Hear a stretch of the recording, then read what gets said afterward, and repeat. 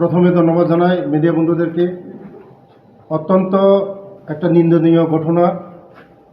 আজকে আমার সঙ্গে সব লিডাররা আছে আমার সঙ্গে, এবং আমি মঙ্গিয়াকামি থানাতে এসেছি। আজকে তারা একটা বিক্ষোভ মিছিলের নামে আমার বাড়ি উত্তর মহারানীপুর ত্রিপুরামথার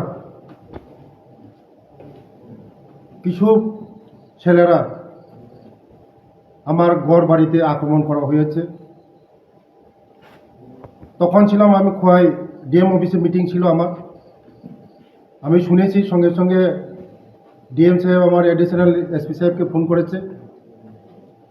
সঙ্গে সঙ্গে অ্যাডিশনাল এসপি সাহেব অ্যাকশন নিয়েছে, পুলিশ পাঠানো হয়েছে, আমার বাড়িতে পুলিশ পাঠানো হয়েছে। ওরা বিনা পারমিশনে র্যালি করা হচ্ছে, আইনকে হাতে নিয়েছে। তার জন্য আমি ওদের যে কার্যকলাপ, ত্রিপুরামথার যে কার্যকলাপ, এটাকে আমি নিন্দা জানাই এবং ধিক্কার জানাই।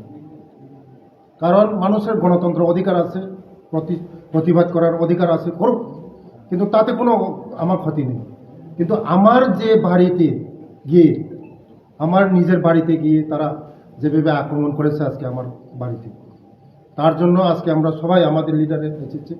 আমরা ওদের নামে আমরা এফআইআর করেছি এখানে মঙ্গিয়াকামি থানাতে। এটা আইনের পথে চলবে। আমি চাই ত্রিপুরা রাজ্যে শান্তি সম্প্রীতি বজায় থাকুক, আইন কারো হাতে নেবেন না। আমরা এই ত্রিপুরা রাজ্যের মধ্যে আমরা শান্তি সম্প্রীতি যদি ভালো থাকে, আমাদের ত্রিপুরা রাজ্যে এক ত্রিপুরা শ্রেষ্ঠ ত্রিপুরা হবে। আমি গতকাল একটা মেসেজ দেখেছি, একটা লোক হিন্দু মুসলমান ট্রাইবেল বাঙালি একটা চক্রান্ত দাঙ্গার জন্য যেটা একটা কথা বলেছে, এটা অত্যন্ত নিন্দনীয়, দুঃখজনক ঘটনা। আমরা সবাইকে আমি মেসেজ দেব, এই ত্রিপুরা রাজ্যের সবার, পাহাড়ি বাঙালি ট্রাইবেল সবার জন্য এই ত্রিপুরা সবার, কারোর না, এটা সবার। আমরা এই ত্রিপুরা রাজ্যের মধ্যে একভাবে বাস করব, শান্তি সম্প্রীতি বজায় রাখব। সবাই যেন শান্তি সম্প্রীতি বজায় রাখে। এবং আমি ত্রিপুরামথাদেরকে আমি অনুরোধ করব এই ধরনের কার্যকলাপ থেকে বিরত থাকার জন্য। আমি গত 13 তারিখও আমি এই কথাই বলেছি, গুন্ডাগিরি করে হবে না, গুন্ডাগিরি করে কোনো কিছু হয় না। মানুষের ভালোবাসা দিতে হবে। এই গণতন্ত্র দেশের মধ্যে সবার অধিকার আছে, রাজনীতি করার অধিকার আছে, সবার অধিকার আছে রাজনীতি করার জন্য।